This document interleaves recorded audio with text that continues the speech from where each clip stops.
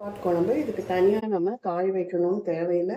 முருங்கைக்காய், மொச்சை, உருளைக்கிழங்கு எல்லா காய்கறிகளையும் போட்டு நீங்கள் வைக்கலாம். நல்லா அருமையாக இருக்கும். சாதம், தோசை, சப்பாத்தி எல்லாத்துக்குமே நல்ல காம்பினேஷன். நடக்கும் லட்டோட வரவேற்பு. இன்னைக்கு சப்பாத்தி தாங்க காலையில் தனியாகவே காய் வைக்கணும். காய் எதுவும் முருங்கைக்காய், மொச்சை, ஒரு குழம்பு எல்லா காய்கறிகளும் போதும். எனக்கு தேவையான பொருட்கள் நல்லா அருமையாக இருக்கும். மொச்சையும் முருங்கைக்காயும் நீங்கள் போட்டுருக்கேன். மொச்சையும் முருங்கைக்காய் இந்த பக்கம் புளித்தண்ணி ஊற வச்சுருக்கேன். அரைக்கிறதுக்கு பார்த்திங்கன்னா தனியா ஒரு ஸ்பூனு, சீரகம் ஒரு ஸ்பூனு, சோம்பு ஒரு ஸ்பூனு, வெங்காயம், தக்காளி, தேங்காய், பூண்டு, இஞ்சி அவ்வளோதான்.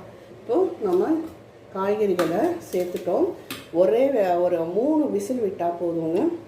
3 விசில் விட்டால் போதும், காய்கறிகள் வெந்துடும். தாளிப்பும் இதிலேயே தாளிச்சிடலாங்க. காலையில் அவசர நேரத்துக்கு இந்த குழம்பு ரொம்ப நல்லாயிருக்கும். இப்போ காய்கறி நான் வந்து முருங்கைக்காய், மொச்சை சேர்த்துருக்கேன். கத்திரிக்காய் சேர்த்தாலும் நல்லாயிருக்கும். புளித்தண்ணி சேர்த்துக்கோங்க. வெங்காயம், தக்காளி சேர்த்துருக்கேன். இப்போ இதை ஸ்டவ்வில் ஏற்றிடலாம். ஒரு மிக்ஸி ஜாரில் நம்ம அரைக்க வேண்டிய பொருட்கள் எல்லாத்தையுமே சேர்த்துக்கலாம். தனியா ஒரு ஸ்பூன், சீரகம் ஒரு ஸ்பூன், சோம்பு ஒரு ஸ்பூன், தேங்காய் வந்து ஒரு முழு பத்தை, தக்காளி, வெங்காயம், இஞ்சி, பூண்டு அவ்வளோதான். இதை அரைச்சிட்டு வரேன். அதுக்குள்ளே நம்ம தாளிப்பு கொட்டிட்டோம்னா ஈஸியாக இருக்கும். இப்போ பார்த்திங்கன்னா அரைச்சி வந்துட்டேன். அரைச்சி இதையும் சேர்த்துக்கலாம். தண்ணி விட்டு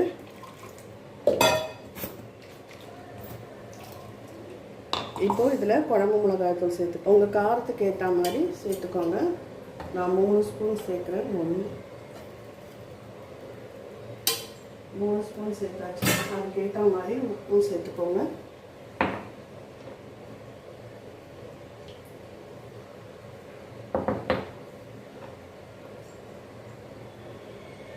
இது பார்த்தீங்கன்னா கடுகு, சீரகம், கருவேப்பிலை, சோம்பு அவ்வளோதாங்க. தாளிச்சாச்சு. இது குக்கர் மூடி ஒரு 3 விசில் விடுங்க போதும். குழம்பு ரெடி ஆகிடும். வேகட்டோங்க. நான் சப்பாத்தி எப்படி பிசைகிறேன்னு பாருங்கள். எல்லாருக்கும் தெரிஞ்சுதான். ஆனால் இந்த மாதிரி பிசைஞ்சு பாருங்கள். கையில் கொஞ்சம் பிசுப்பே இருக்காது. நான் சப்பாத்தி கோதுமை மாவு எடுத்திருக்கேன், உப்பு சேர்த்துருக்கேன், எண்ணெய் சேர்த்துருக்கேங்க. அவ்வளோதான். ஃபஸ்ட்டு கரண்டியால் நீங்கள் கிளறி கொடுத்துக்கோங்க.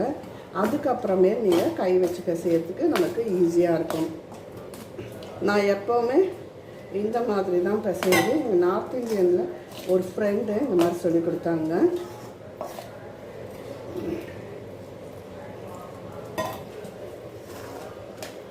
பாருங்கள் எவ்வளோ அழகாக ஈஸியாக உங்களுக்கு வந்து கலந்து கொடுத்துருப்போம். அப்புறம் நம்ம கை வச்சு பிசைஞ்சுக்கலாம். அப்போ இன்னும் கொஞ்சம் ஈஸியாக இருக்கும்.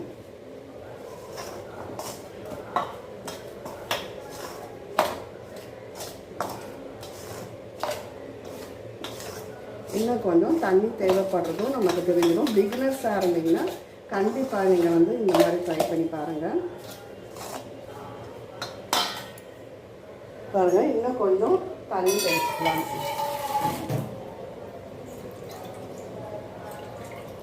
அதுக்கப்புறம் ஆஸ் யூஷுவல் நீங்கள் கையில் போட்டு பிசைச்சுக்கோங்க.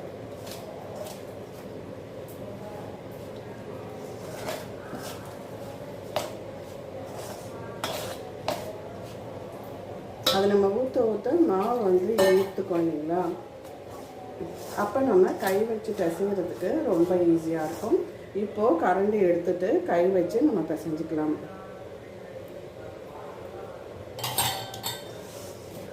பாருங்கள் இப்போ எவ்வளோ அழகாக மாவு பெசர வந்தாச்சு. சின்ன விஷயந்தாங்க, தெரியாதவங்களுக்காக தான் நான் சொல்கிறேன். தெரிஞ்சவங்களுக்கு இந்த மாதிரி பெசரும்போது ஈஸியாக குழந்தைங்க வந்து பிசைஞ்சிக்கலாம். இப்போ காலேஜில் ஹாஸ்டலில் இருக்கவங்க, பேச்சுலர்ஸு, அவங்களுக்கெல்லாம் இது ஒரு ஈஸி மெத்தடு. பாருங்கள் எவ்வளோ அழகாக நமக்கு சுற்றி பிசைஞ்சாச்சு. இப்போ பாருங்கள் எவ்வளோ சுலபமாக பிசைஞ்சாச்சு. சில பேர் வெந்நீர் ஊற்றி பிசையும் போது மாவு என்ன ஆகும், வெந்தா மாதிரி ஆகிடும். அது சில பேருக்கு பிடிக்கும், சில பேருக்கு பிடிக்காது. அதனால் இந்த மாதிரி மெத்தடில் ஃபாலோ பண்ணி நீங்கள் சப்பாத்தி மாவு பிசைஞ்சிங்கன்னா ஈஸியாக பிசைஞ்சிடலாம். பாருங்கள் பிசைஞ்சு எடுத்தாச்சு. இனி எண்ணெய் தடவி ஊற வச்சிடலாம். இப்போ உங்களுக்கு மாவு கையில் ஒட்டிருக்குன்னா இந்த மாதிரி நாரில் வச்சு இப்படி கையில் பிசைஞ்சிங்கன்னா போதுங்க. டக்குன்னு உங்களுக்கு அந்த மாவு இது வந்து நீங்கிடும். குழம்பு ரெடி ஆகிடுது. அவ்வளோதான். வந்து பாருங்கள் சூப்பராக குழம்பு இது எடுத்து சப்பாத்தி தோசை எல்லாத்தோடையும் உங்களுக்கு இந்த குழம்பு சூப்பர் காம்பினேஷனாக இருக்கும். தாளிச்சும் கொட்டிட்டோம். சப்பாத்தி தோசை இட்லி எதோட வேணால் நம்ம இதை சாப்பிட்டுக்கலாம். கண்டிப்பாக இந்த வீடியோ பிடிச்சிருந்தால் லைக் பண்ணுங்கள், ஷேர் பண்ணுங்கள், சப்ஸ்கிரைப் பண்ணுங்கள், கமெண்ட் பண்ணுங்கள். நன்றி, வணக்கம்.